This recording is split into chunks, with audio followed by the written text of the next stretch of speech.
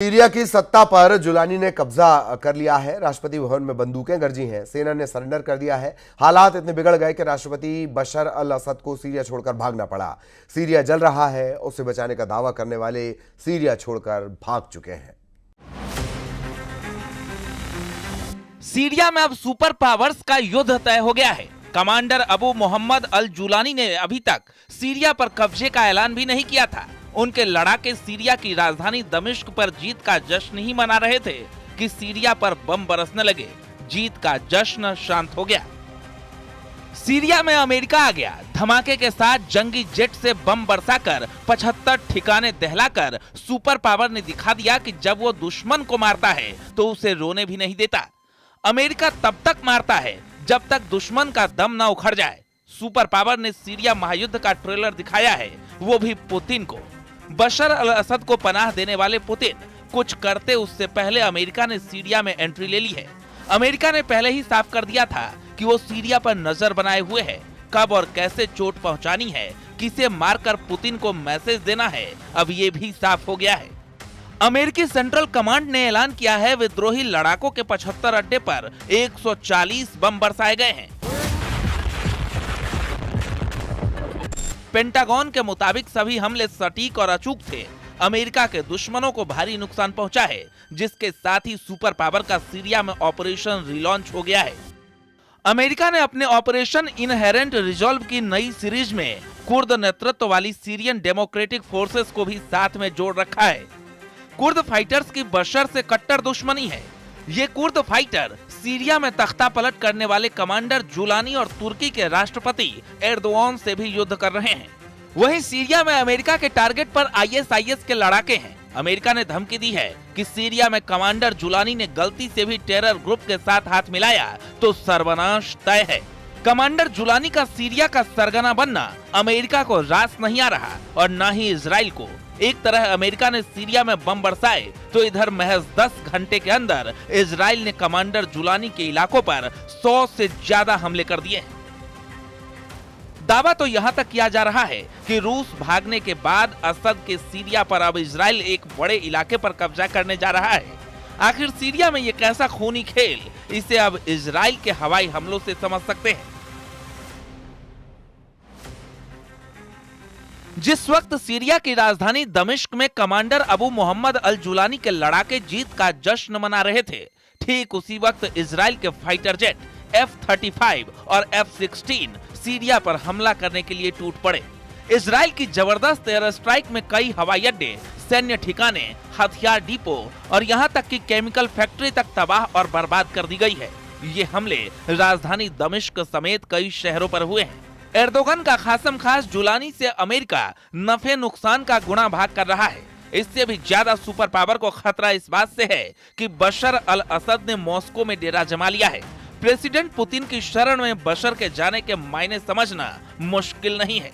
रूस ही ऐसा देश है जो बशर को अमेरिका के ताप से बचा सकता है। प्रेसिडेंट पुतिन ही इकलौते लीडर हैं जो दोबारा बशर अल असद की वापसी दमिश्क में करवा सकते हैं। पुतिन बशर के मिशन इम्पॉसिबल को पॉसिबल बनाने का दमखम रखते हैं। पुतिन की कुछ मजबूरी भी बशर के हक में जाती है।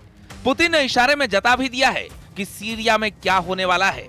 वियना में रूस के राजदूत मिखाइल उल्यानोव का ये मैसेज सीधे अमेरिका पर बड़ा तंज है। इसे पुतिन का ओपन ऐलान माना जा रहा है। मिखाइल ने पुतिन के इरादे जाहिर करते हुए लिखा है कि रूस कठिन परिस्थिति में अपने दोस्तों को धोखा नहीं देता। यही रूस और अमेरिका में अंतर है।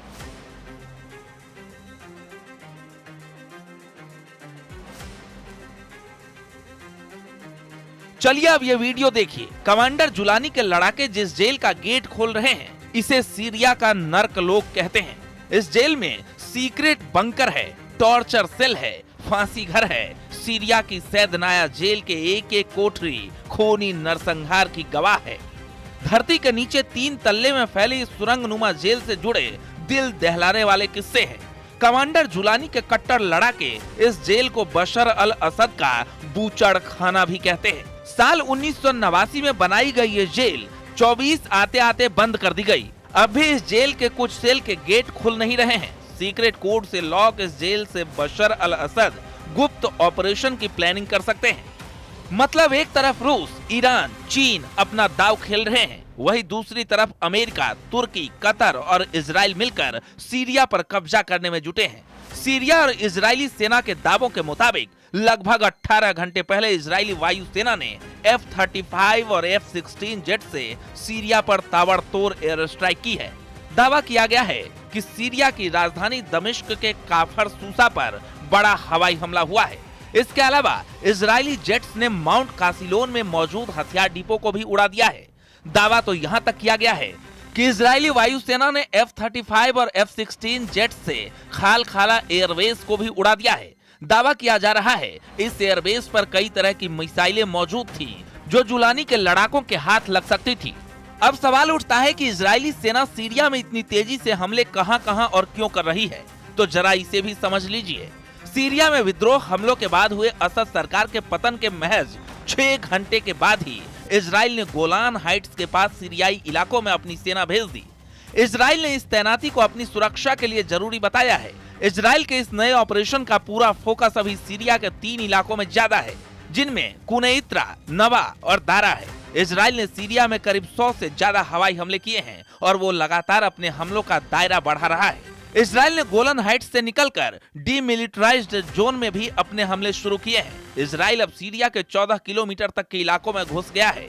हालांकि इस कब्जे को इजरायली अधिकारियों ने अस्थायी बताया है। कुछ वॉर एक्सपर्ट्स का मानना है कि इजराइल को पहले से ही इसकी उम्मीद थी कि जब विद्रोही गुटों का सीरिया पर कब्जा हो तब ही वो अपना ऑपरेशन स्टार्ट करे, ताकि उसको जवाब देने के लिए इन इलाकों में कोई सेना ना हो। लेकिन सीरिया में अमेरिका के करीब 900 सैनिक हैं। अमेरिका सीरिया में ज्यादातर बमबारी खाड़ी देशों में मौजूद सैन्य अड्डों से अंजाम देता है और दूसरी तरफ रूस ने सीरिया में नेवल और एयरबेस बना रखे हैं, वो भी 2017 को हुए समझौते के बाद 49 साल आगे के लिए। साल 2015 में बनाए गए खमेइमिम एयरबेस पर रूस के तमाम लड़ाकू हेलीकॉप्टर की तैनाती है। वही टार्टस नौसैनिक अड्डे पर रूसी नेवी के ज्यादातर जंगी हथियार तैनात हैं, जिनसे पुतिन जब चाहें जिसे चाहें सीरिया से मार भगा सकते हैं। बशर अल असद अरब वर्ल्ड में रूस के सबसे जिगरी लीडर हैं। मॉस्को तक उनकी सुरक्षित विदाई भी पुतिन की वजह से मुमकिन हुई है। बशर के परिवार को खरोच आए बिना पुतिन ने जिंदा बचाकर एर्दोआन के प्लान को तो फ्लॉप कर दिया है, लेकिन पुतिन का मिशन सीरिया अब भी अधूरा है। प्रेसिडेंट पुतिन को सीरिया में अमेरिका की मौजूदगी ही नागवार गुजरती है। पुतिन असद की वापसी का क्या प्लान बना रहे हैं? कैसे अमेरिका का सेकंड टाइम सीरिया में सरेंडर मुमकिन है? ये जानने से पहले बशर अल असद के उस स्लॉटर हाउस के भीतर चलिए जो सैद नाया जेल के नाम से कुख्यात है।